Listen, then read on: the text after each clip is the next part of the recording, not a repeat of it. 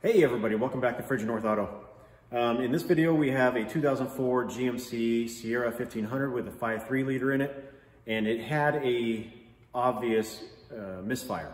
And so that wound up being, as you'll see in the video, a ignition misfire by a spark plug wire on the, I think it was number 5, where it had rubbed on the steering column shaft, burned through, was arcing there as it burned through, and then it burned it enough to where it severed it. And then it was just missing, it wouldn't fire at all. And so we got all those components replaced, but what we wound up doing later on was we wound up doing a cylinder or a injector balance test. So with the GM software, with your scan tool, if you have a scan tool that can do it. So what it does is when you enter the test mode, it pumps up the pressure, you let it settle for a second, and then it's going to, you record that number. And then it's going to pulse the injector, and you're going to hear it, and when it gets to that stopping point, you record that pressure, and that's your pressure drop. And it does it for every single one of those cylinders. Now, it only lets you do it once per cylinder because it doesn't want you to flood the cylinder with fuel because it's actively dumping fuel into the cylinder. So that way you don't run the chance of, one, dumping too much fuel into the system, or potentially hydrolocking the cylinder if the piston is up high enough. You can dump a bunch of fuel in it, and if you dump enough in there, you can pow, now you got a problem. So anyway, it lets you do that. And so we did that test on this truck, but the footage was really terrible. We didn't have the camera close enough to the screen on the scan tool with the gauge. We had them separated out pretty far, so it was really hard to see what was going on. I was narrating what was going on, but it'd be better for you guys to actually see it. And so we decided just to cut that out of this video, and we're gonna do that in another video because I happen to have two vehicles that we personally own with the same stuff. I have the exact same truck, but it's other than it being a 3/4 ton and with a 6 liter, but it'll let you do the same thing.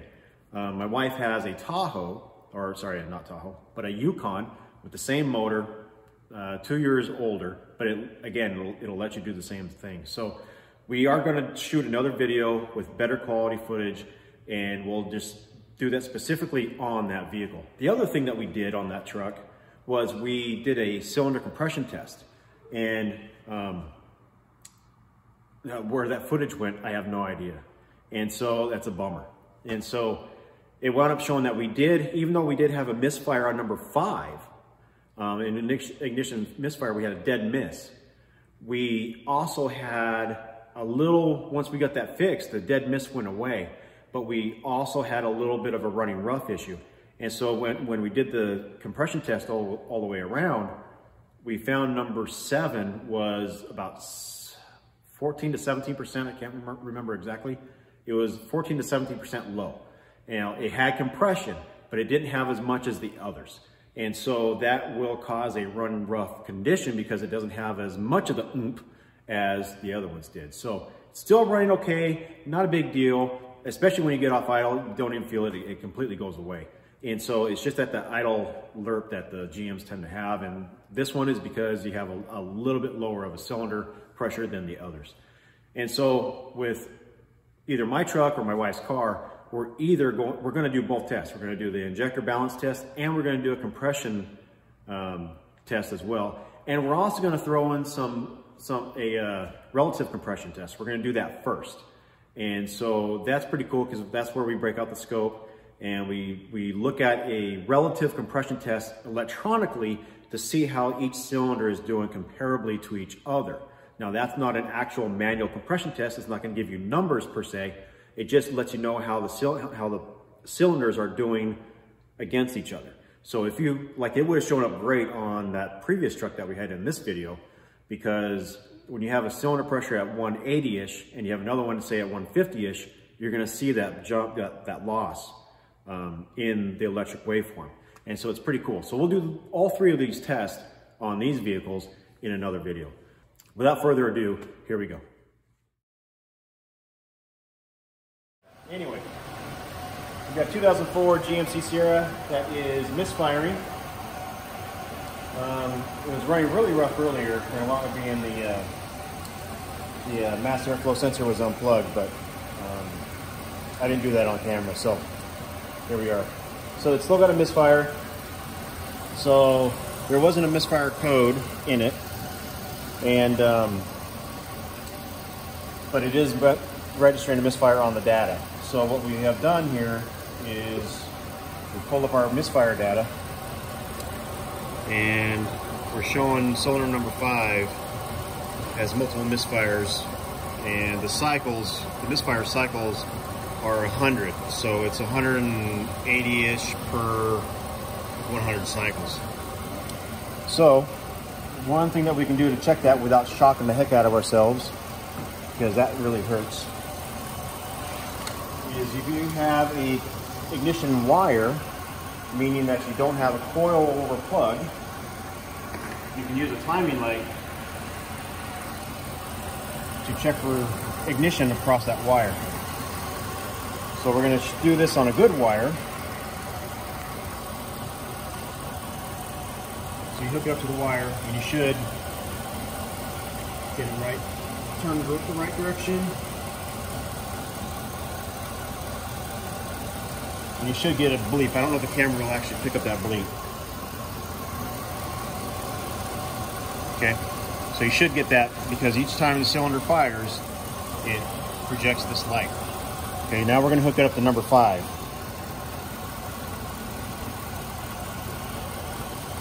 That was on number 3. Now we're on number 5, and we got nothing. Nothing.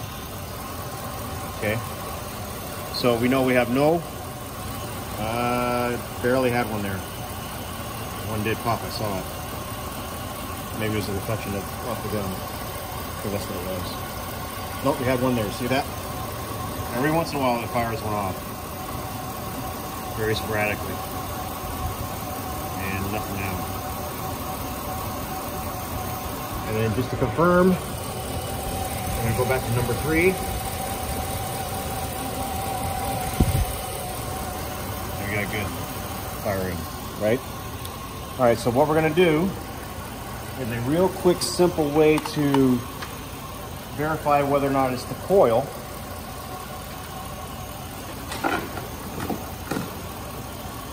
Is to swap the coils with a known good cylinder. So that's what we're going to do here. So we're going to shut the engine off, we're going to swap them, and then we'll come back. All right, so as I was getting ready to swap this coil, I found something right away. I don't know if you can pan down there and look. Oh, losing my step bucket. Okay, if you look down in here, this right here is rubbing up against the steering column, and it was shorting out. See that?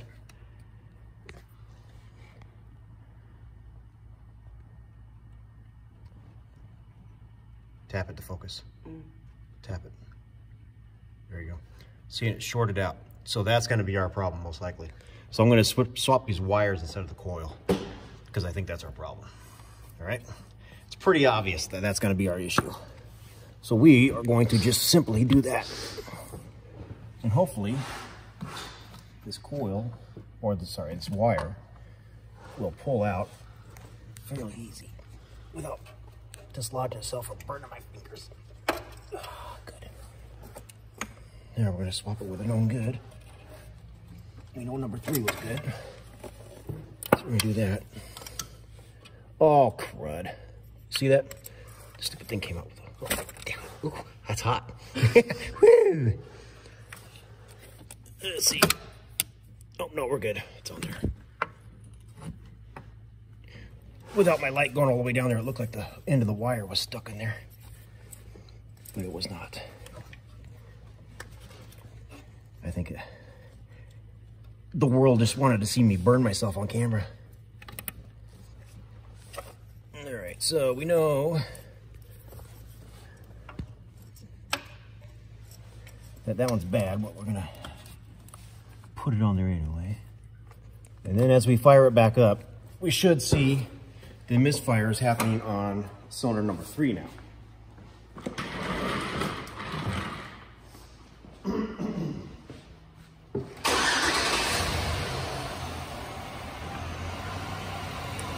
All right, so get the fire back up here. we should be seeing those misfires at number 3. Sure enough, there we go. Number 5 cleared up. Needs the ignition wire.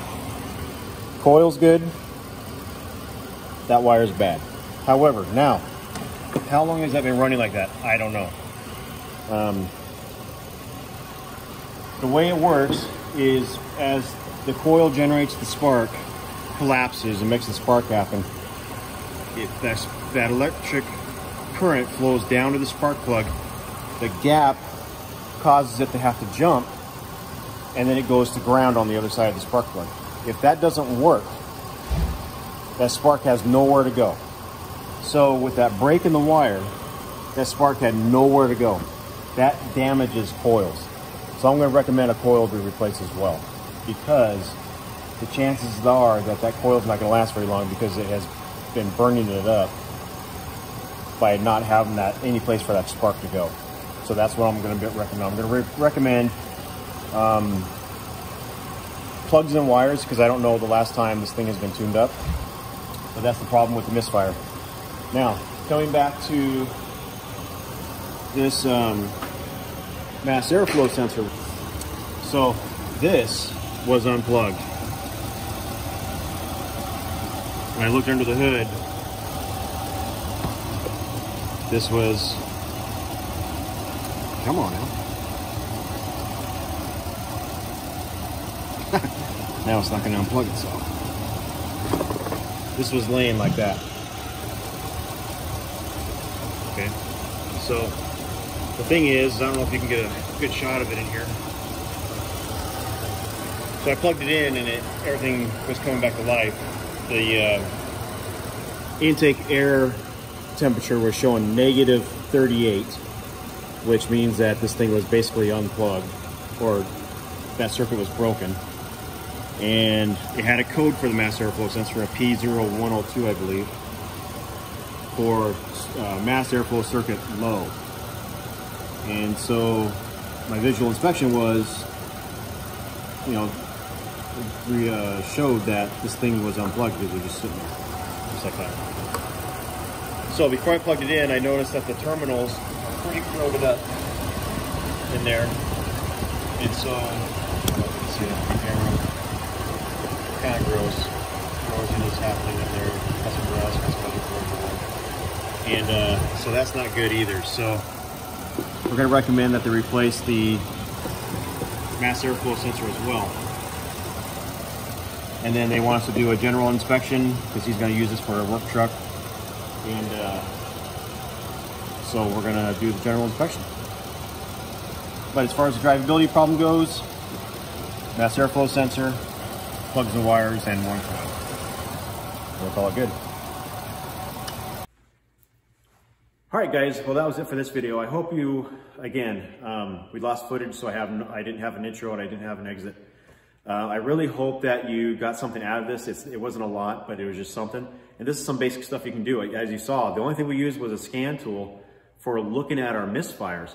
But if you know that you have a dead miss, like you can feel this in the seat, you're sitting there and it's just rumbling, especially when you put it in gear and it's just, you can feel it miss. Take a look under the hood and see what you got. In this case, if all you did was look under the hood, you didn't have a scan tool, you would have found that the mass airflow sensor was disconnected and the pins were corroded if you looked into the pins. But you would have found that it was disconnected. So that would take care of your falling on the face issue when you're under load. And also you would have found that your ignition wire on number 5 was shorted, it was severed basically, after it had shorted on the steering column. So you would have found these two problems. Now, you may not have thought about replacing the coil that was associated with. I did that just based on experience. If you have a coil that doesn't fire the way it's supposed to, extra voltage that is generated when that coil collapses is that energy has to go somewhere.